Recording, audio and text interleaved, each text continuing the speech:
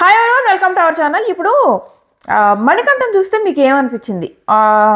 Manikanta wig పీకేసుకోవడం, ఆ confession రూమ్లో ఏడవడం, ఆ విష్ణుని నామినేట్ చేసిన రీజన్, అలాగే ఫ్లాష్ బ్యాక్లు చెప్పుకోవడం, వచ్చినప్పటి నుంచి అదే పని. మీకు ఏమనిపించింది?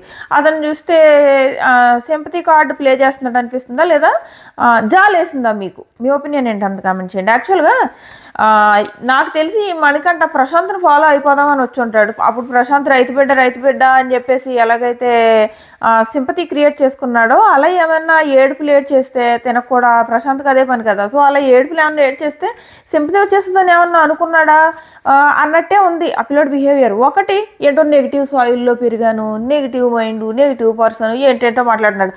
అసలు ఆ విగ్గు పీకి పడేయాల్సిన అవసరం ఏముంది పిల్లోడికి? ఆ విగ్ ఎందుకు పెట్టుకున్నవాడు ఉంచుకోవచ్చు కదా. ఆ విగ్గు పీకేస్తే నువ్వు చెప్పేదంతా నిజమా? విగ్గు పీకకపోతే నువ్వు చెప్పేది అబద్ధం అనుకుంటారా జనాలు? మళ్ళీ ఏంటది, విష్ణుప్రియని ఏ రీజన్తో నామినేట్ చేశాడు? ఫెమినిటీ అని అన్నదంట. ఆ పిల్ల ఏదో పాపం పిల్లోడు ఏదో ఫీల్ అవుతున్నాడు, కొంచెం క్యూట్గా ఉన్నవరా అని చెప్పేసి ఏదో ముద్దుగా మాట్లాడదామని ఆ పిల్ల చేస్తే ఆ రీజన్ పట్టుకొచ్చి నామినేట్ చేశాడా?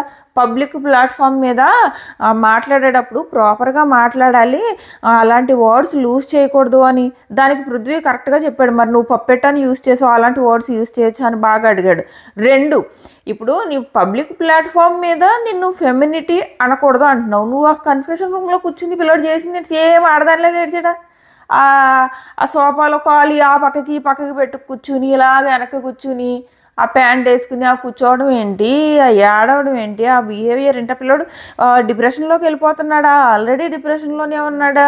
లేదా సింపతి క్రియేట్ చేస్తున్నాడు? ఇన్ని కన్ఫ్యూజన్స్ క్రియేట్ చేస్తున్నాడు ఆ పిల్లడు మన మధ్య. సగం మంది ఖచ్చితంగా ఆ పిల్లోని చూసి జాలి పడతారు, సగం మంది ఏమో ఈ పిల్లడు సింపతి క్రియేట్ చేస్తున్నాడు అని అనిపిస్తారు. కానీ ఇంకొకటి ఏంటంటే ఆ పిల్లడు మెంటల్గా కూడా స్ట్రెస్ అయిపోతున్నాడు. ఇది కూడా నిజమే, ఆ పిల్లని చూస్తుంటే అలాగే అనిపిస్తుంది. మెంటల్గా కూడా బాగా స్ట్రెస్ అయిపోతున్నాడు. నామినేషన్స్ జరిగినప్పుడు ఏమన్నాడు ఆ పిల్లడు?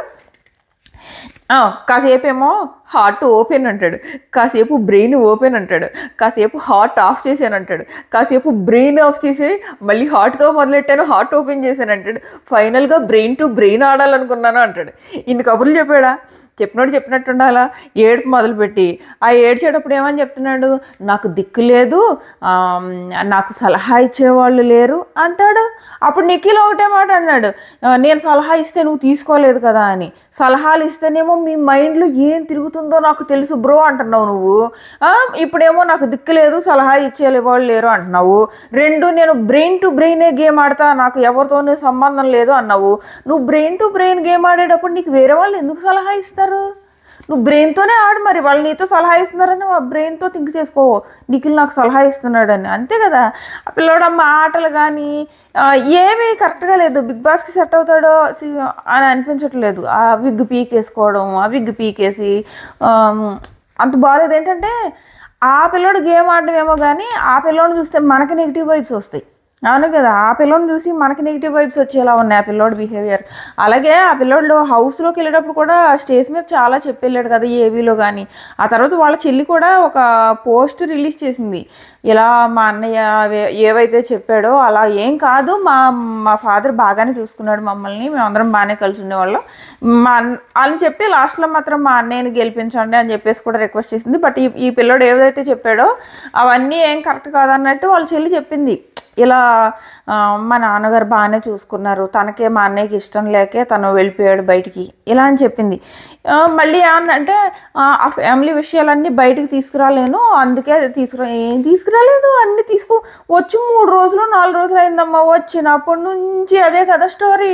వాళ్ళ వైఫ్ గురించి చెప్పావు, పిల్ల గురించి చెప్పావు, అందరి గురించి చెప్పి ఇంకెవరున్నారు చెప్పడానికి? ఇంకా ఈ 100 రోజుల్లో ఇంకేం చెప్తాడు ఆ పిల్లోడు?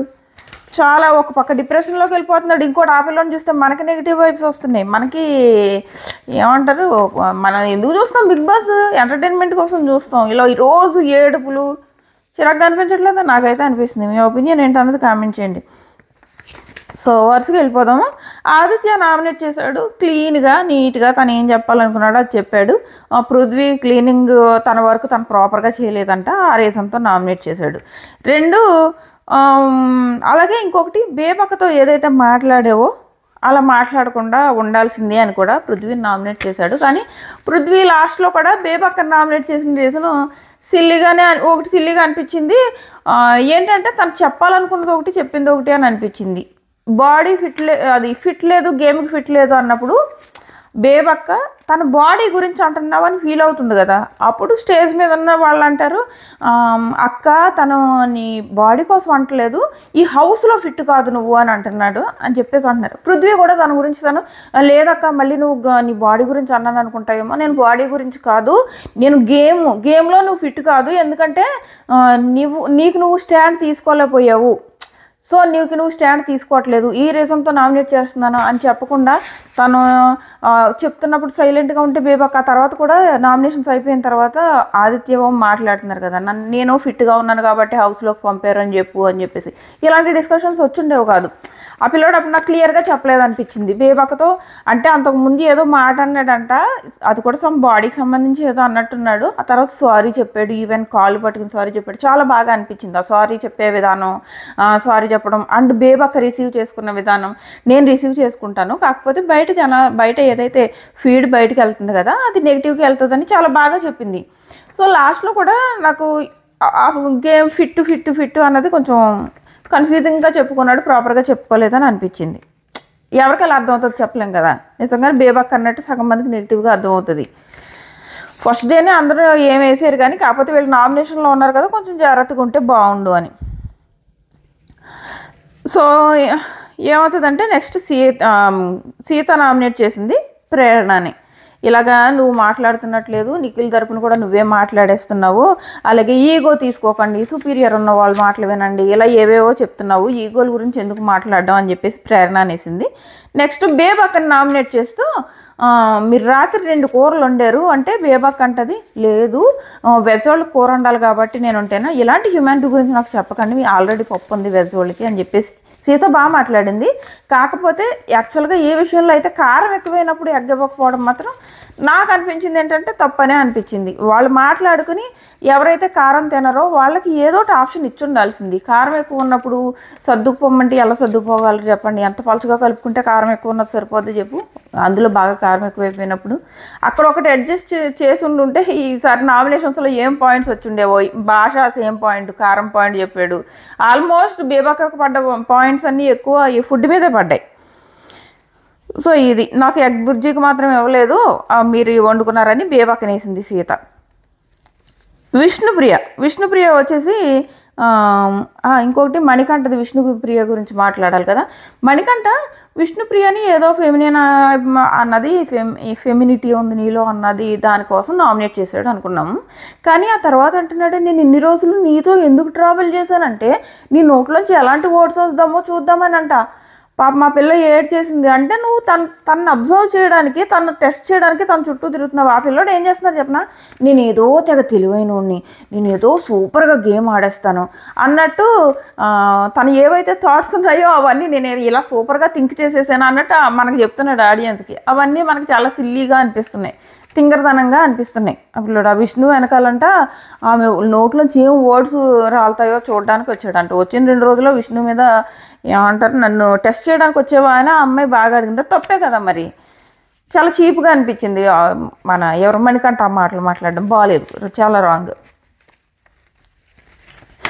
నెక్స్ట్ విష్ణుప్రియ నామినేషన్లో సోనియాని, నువ్వు ఏదైతే కుక్కర్ గురించి బేబక్కని అన్నావో అది ఆ కుక్కర్ యాక్చువల్గా ఇక్కడ అంటది ఆ కుక్కరు అలవాటు లేదు కాబట్టి అలా జరిగింది అని చెప్పేసి విష్ణు అంటే, ఓ రియల్లీ అంటుంది సోనియా. ఓ రియల్లీ అంటే ఆ అమ్మాయికి తెలీదా, యాక్చువల్గా ఆ ఇంట్లో వండే కుక్కరు నిజంగానే కొత్త కుక్కరు, అది అందరింట్లో ఉండదు, చాలామంది ఇళ్లలో ఆ కుక్కర్ ఉండదు. సో ఆ కుక్కర్ నిజంగానే ఆమె దగ్గర లేదు. ఆ కొత్త కుక్కర్లో విజిల్ రాదు, ఎలా వస్తుందో కూడా తెలీదు. సో అదేదో వాళ్ళకి ప్రాబ్లం అయింది, మనం దూరంగా ఉన్న మనకే అర్థమైంది. ఏం పక్క నుండి ఓ రియల్లీ అంట.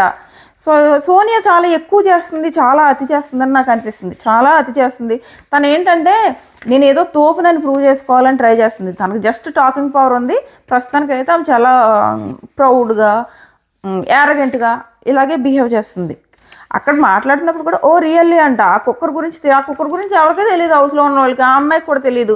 మేబీ ఆ డ్యూటీ బేబక్క చేసి ఇరుక్కుపోయింది, కానీ ఆ ప్లేస్లో సోనియా చేసినా సేమ్ అలాగే చేసి ఉండేదేమో. అనవసరంగా పాప మా బేబక్క చేసి ఇరుక్కుపోయింది. మళ్ళీ ఏమన్నా అంటదంటే నేను చాలా రెస్పాన్సిబుల్గా ఉంటాను, నేనైతే ఇలా చేయను.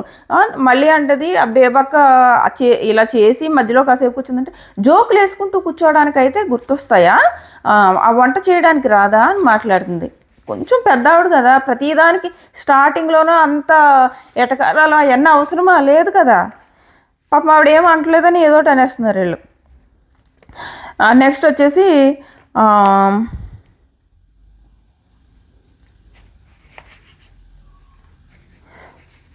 ప్రేరణకి ఫేవరిజం చేస్తున్నారు, దాని గురించి మాత్రం సోనియా చాలా అదే మాట మీద నిలబడ్డది అనమాట. ఏమనిపిస్తుందంటే సోనియా ఏమంటుందంటే ప్రేరణకి వీళ్ళు ఖచ్చితంగా ఏంటది గుచ్చలేదు కదా, మరి చాలాసార్లు ఆప్షన్ వచ్చినా గుచ్చలేదు. సో క్లియర్గా అర్థమైపోతుంది వాళ్ళు గ్రూప్ గేమ్ ఆడుతున్నారని, వాళ్ళు ఒకరికొకరికి తెలుసు కాబట్టి వాళ్ళు అలా చేస్తున్నారని.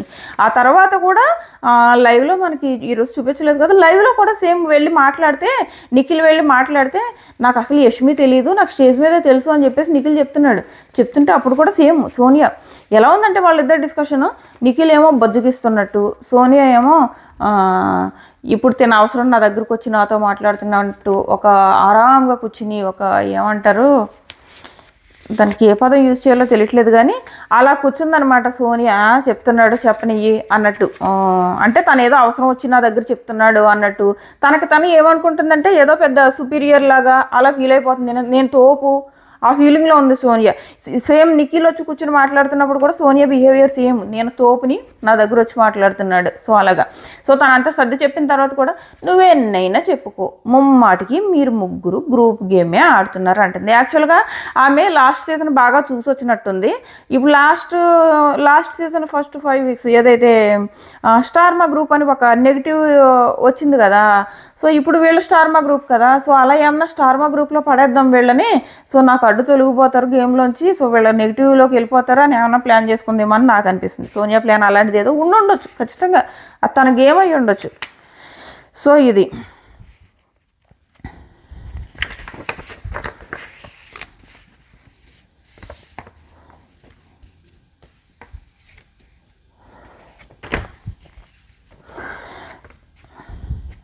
ఆల్రెడీ అన్నీ మాట్లాడేశాను కదా. సో ఇది ఇంకా నెక్స్ట్ వచ్చేసి నామినేషన్స్లోకి ఇంకా చాలా ఉన్నాయి. ఒక్క నిమిషమే.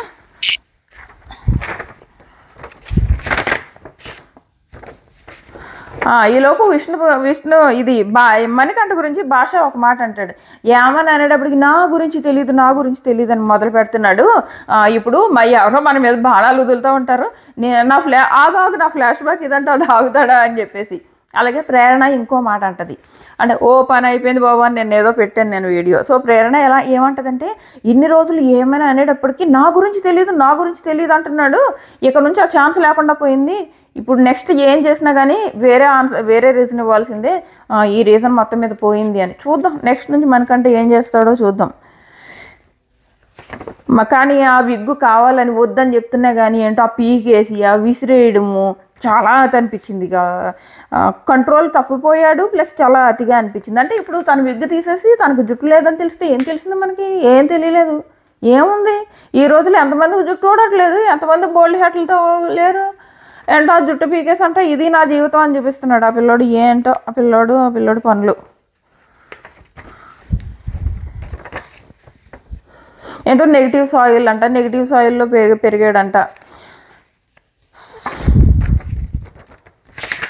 అంతేనా, ఇంకేమన్నా ఉన్నాయా? సో అది ఫైనల్గా ఎవరైతే నామినేట్ అయ్యారో వాళ్ళలోంచి ఈ వీక్ మీరు ఎవరు ఎలిమినేట్ అవుతారని మీకు అనిపిస్తుంది అన్నది ఖచ్చితంగా కామెంట్ చేయండి. ఓటింగ్ పోల్స్ నేను కూడా రేపు నుంచి చెప్పడానికి ట్రై చేస్తాను, బట్ మీ ఓటు మీరు వేసుకోవడానికి ట్రై చేయండి. అలాగే లైవ్లో చాలా జరిగాయి. అలాగే ఈరోజు నేను ఆల్రెడీ మీకు చెప్పున్నాను కదా, ఈ చీఫ్స్ మధ్య కాంపిటీషన్ ఒకటి జరిగిందని, దానికి సంబంధించి ఎవరెవరు ఏం జరిగింది, ఆల్రెడీ టాస్క్లు కూడా జరిగాయి, అదేంటి అన్నది నేను రేపు పొద్దున్నే వీడియో పెడతాను. మన ఛానల్ సబ్స్క్రైబ్ చేసుకుని నోటిఫికేషన్ ఆన్ చేసుకోవడం మర్చిపోకండి.